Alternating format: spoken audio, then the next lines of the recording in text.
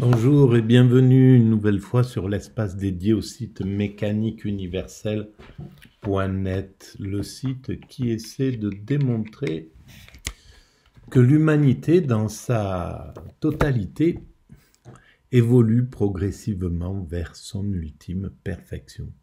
Nous construisons sans le savoir le paradis pour nos futurs descendants.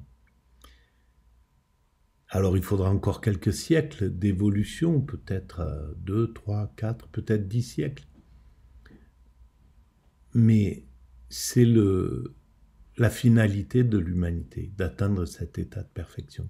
Elle ne pourra pas s'arrêter en chemin. En fait, on ne pourrait pas dire, par exemple, là, on a déjà pas mal évolué, on n'atteindra pas la paix universelle, on va rester sur quelque chose comme ça, on ne travaillera pas à faire évoluer, par exemple, la paix universelle, qui est une des résultantes de cet état de perfection dont je parle.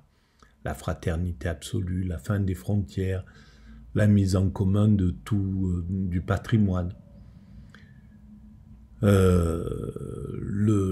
L'accession au 100% écologique. Par exemple, on ne peut pas imaginer une humanité qui dirait bon, là, ça y est, on est arrivé à 70% d'écologie, c'est pas mal, on va plafonner là-dessus et on va arrêter de chercher à faire évoluer les choses. Jamais de la vie, ça pourrait se présenter. À chaque fois qu'il restera quelqu'un qui souffrira sur cette planète ou un côté un peu négatif de l'impact de l'humanité, eh bien, des hommes voudront le résoudre, et jusqu'à ce qu'on atteigne cet état de perfection dont je parle. Voilà, alors, pour préciser cette théorie, je m'appuie parfois sur des ouvrages, comme là en ce moment, j'ai trouvé ce livre dans un rebut de Louis Lavelle, L'erreur de Narcisse. Et j'ai attaqué la lecture et le commentaire en même temps de la préface. Et là, j'arrive à la fin de la préface. Je le lis, je le découvre en même temps, et éventuellement, je fais des commentaires, mais le but, c'est toujours de préciser ma théorie, en fait, d'essayer d'éclairer cette théorie-là. Alors, quand je dis l'humanité cherche à atteindre sa perfection, évidemment, il y a une perfection technologique, c'est-à-dire, par exemple, l'accession au 100% écologique, la fin de l'homme loup pour l'homme, la maîtrise donc du comportement absolu de l'humanité, la mise en commun le partage, la mise en commun de tout, donc la fin de la propriété privée, etc.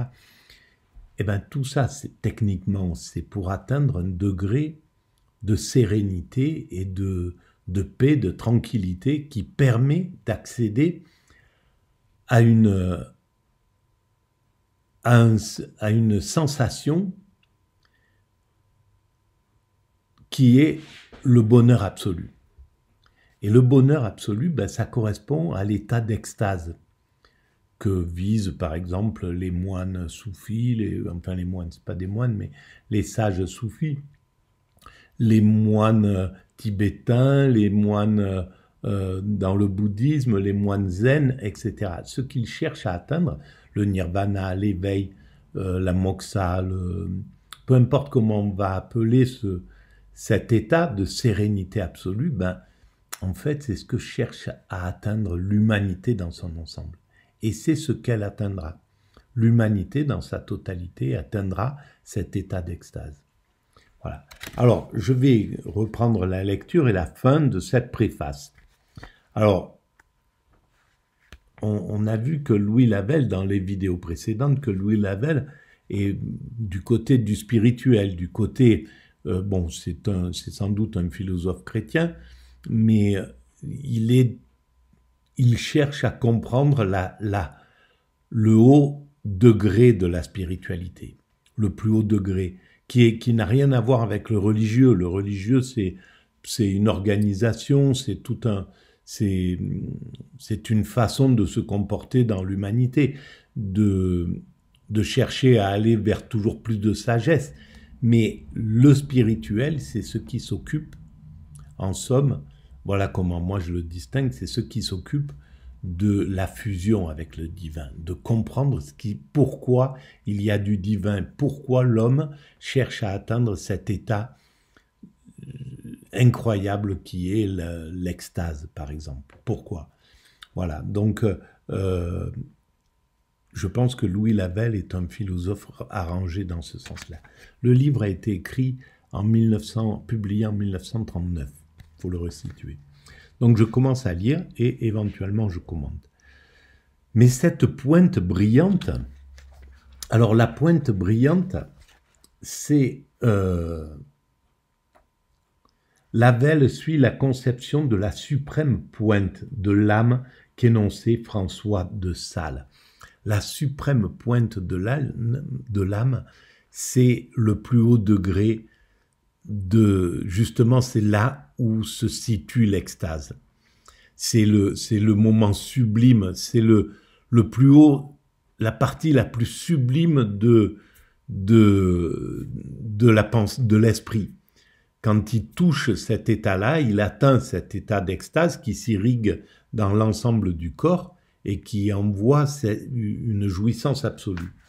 Et donc, mais cette pointe brillante n'est atteinte que par notre activité la plus pure, de telle sorte que la moindre poussière fait retomber notre âme. Dans l'activité la plus pure, quand on est dans l'état d'extase, on se comporte à 100% parfaitement.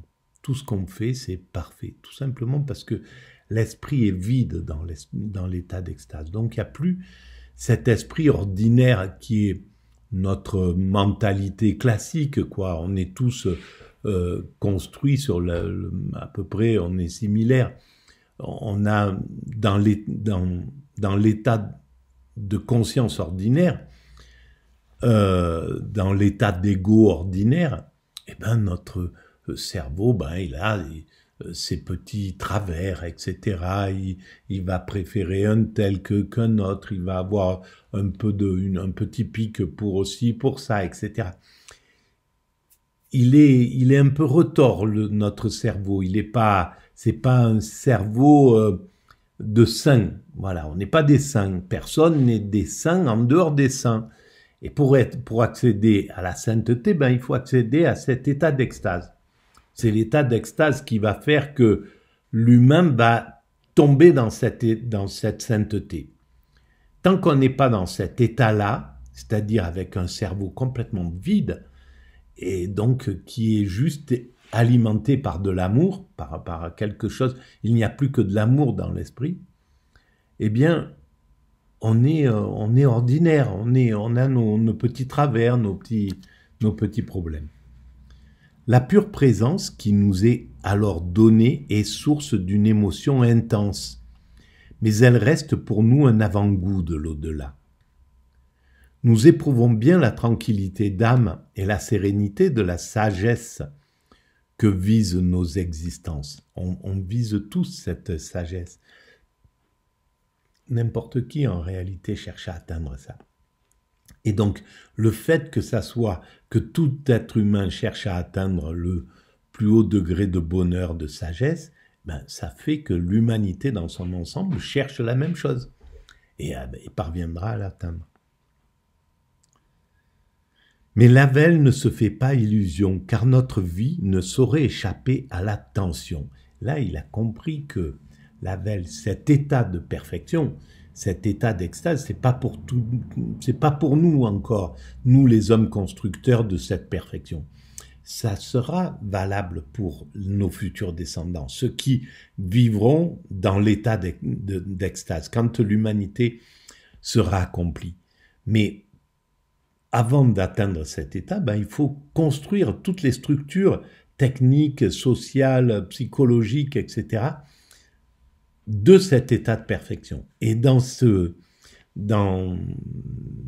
moment, le présent par exemple, tout ce qui s'est passé avant nous pour amener à ce que nous sommes, et jusqu'au moment où l'humanité aura atteint sa perfection absolue, eh bien, nous n'avons pas accès à cet état d'extase. Parce que l'extase, c'est la fin du travail, c'est la fin de l'activité, c'est la tombée dans la contemplation. Donc c'est autre chose.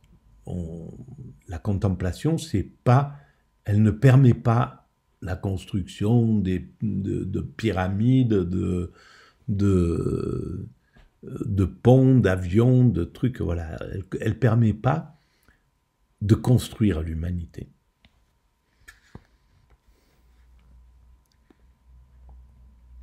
Il faudrait compléter la fin de l'erreur de Narcisse par le prologue des 4 saints consacrés à la sainteté, qui est le perpétuel miracle de la présence de l'Esprit parmi nous.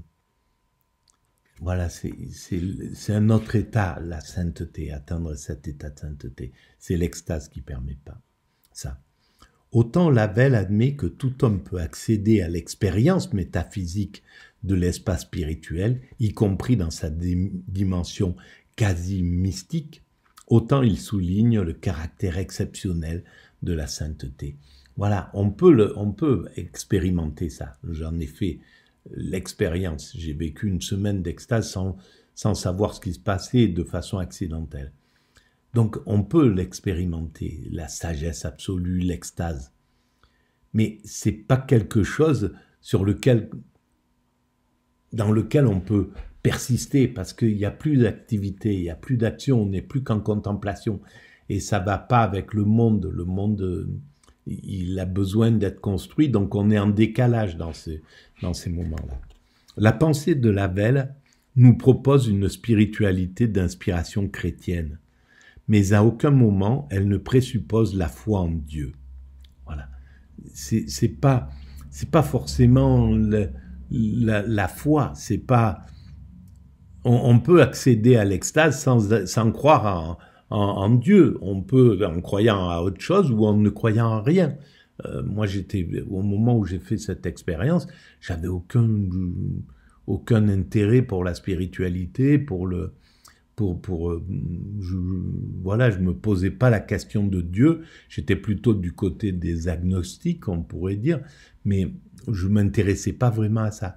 Donc, c'est pas une obligation pour atteindre l'extase. Dans cette philosophie, Dieu est plutôt présent comme le lien de convergence de nos consciences personnelles. Il est toujours à l'horizon, comme l'unité des consciences dans une conscience universelle. Voilà vers quoi nous allons. Tout est dit dans cette préface qui comprend tout à fait ce que veut dire Lavelle.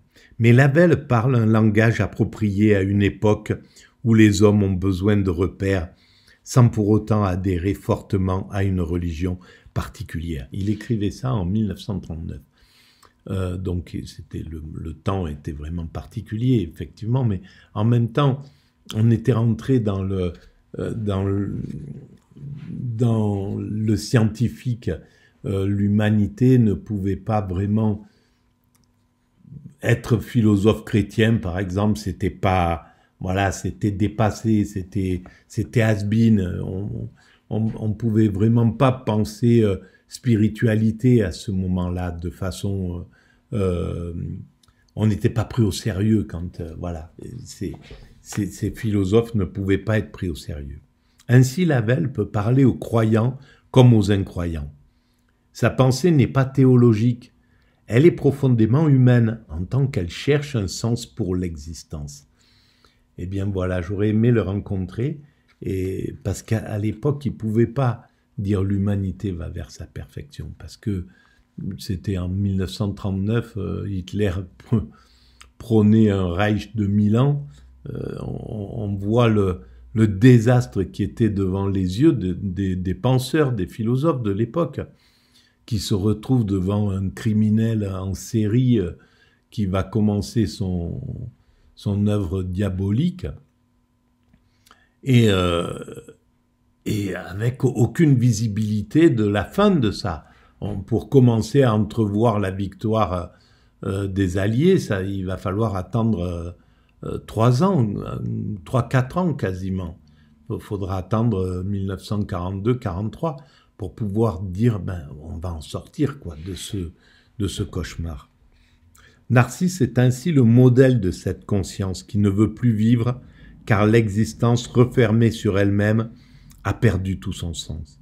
La dénonciation sereine, sans aigreur de l'erreur de Narcisse, nous entraîne vers un air plus pur, celui où nous pouvons respirer pleinement, celui où les difficultés s'apaisent dans l'ouverture à la lumière de l'esprit. Voilà, cette préface, elle était de Jean-Louis Vieillard-Baron. Ça devait être un philosophe, un professeur de philosophie de l'époque. Voilà. Ben, Louis Lavelle, il fait partie, à mon sens, de ces philosophes qui sont méconnus et qui s'intéressent à la spiritualité à un temps où on avait besoin d'encenser les Camus, les Sartre, etc. Et Sartre, pour moi, par exemple, il ne retrouve un intérêt véritablement universel, même s'il a toujours été dans cette universalité, en soutenant le communisme et sa vision universelle. Mais en fait, Sartre, il va redevenir quelque part universel avec le dernier ouvrage qu'il a publié avec Béni Lévy. Je me souviens plus le titre de c'est dommage, j'avais tous mes livres de philo sur une étagère là et j'ai rangé et voilà, maintenant je sais plus où ils sont. Et je l'ai ce livre. Et donc là, il commence à entrevoir l'universel, parce que c'est la base du judaïsme, l'universel, de toutes les religions d'ailleurs. Et donc, malheureusement, les philosophes qui seraient spirituels, eh bien, ils passent un peu à la trappe. C'est pour ça que je crois que c'est une intuition, hein, parce que j'ai pas lu leur œuvre correctement, et très peu, j'ai picoré dans les œuvres de temps en temps, mais je pense que c'est le problème qu'a dû rencontrer Bergson, de ne pas pouvoir parler de Dieu de façon claire et nette. C'est le problème qu'a rencontré Husserl, c'est le problème qu'a rencontré, peut-être moins d'ailleurs,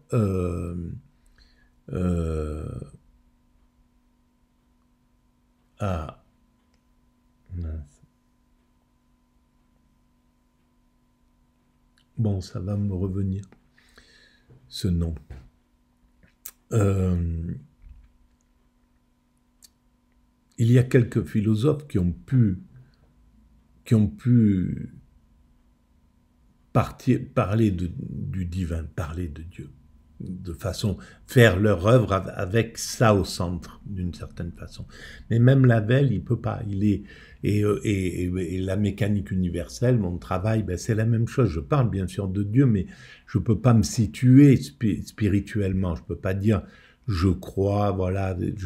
Même si je suis convaincu que ce qu'on appelle Dieu, c'est-à-dire quelque chose d'immatériel, d'intemporel, qu'on ne peut pas imaginer, dont on ne peut pas se faire ni des images, ni une idée en réalité.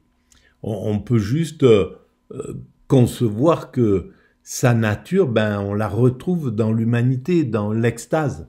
Alors donc ça veut dire qu'à l'origine de l'univers, ce qui a créé l'univers et qui compose l'univers, eh bien c'est l'essence de l'amour qu'on retrouve dans l'extatique, donc dans le plus haut degré de l'esprit, c'est l'extase, eh ben on est dans un état d'amour absolu. Et donc il y a un lien entre le principe créateur à l'origine de l'univers et celui qui va l'incarner à travers alors l'homme ou la baleine. Je pense que la baleine a atteint également cet état. Voilà, donc je vais arrêter là pour cette vidéo, un peu poussive, je suis désolé et je vous dis à très bientôt. Merci.